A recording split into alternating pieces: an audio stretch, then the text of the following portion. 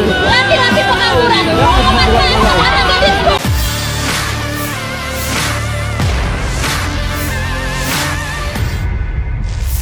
Seorang ibu begitu kesal saat mengetahui anaknya menikah dengan pria yang tak direstuinya. Ia bahkan mengungkapkan kekesalannya sampai menyebut tentang perjuangannya membesarkan sang anak perempuan.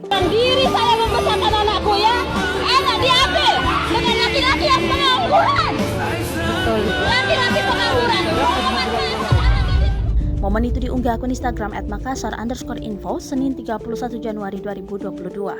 Terlihat dalam video, ia seakan tak memperdulikan para warga yang sudah berkerumun. Si ibu ini begitu kesal sampai menyebut lelaki pilihan anaknya tersebut pengangguran. Ia juga mengungkapkan selama ini telah membesarkan anaknya dengan baik namun memilih dengan laki-laki yang dianggap tak memiliki masa depan. Terlebih saat pernikahan anaknya tak memberitahu sama sekali kepada si ibu.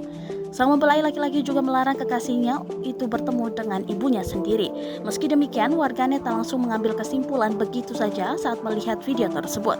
Banyak yang beranggapan jika masalah pekerjaan bukan menjadi tolak ukur masa depan seseorang. Bagaimana menurut Tribuners? Diri saya membesarkan anakku ya, anak diambil dengan laki-laki yang pengangguran. Betul. Laki-laki pengangguran, memanfaatkan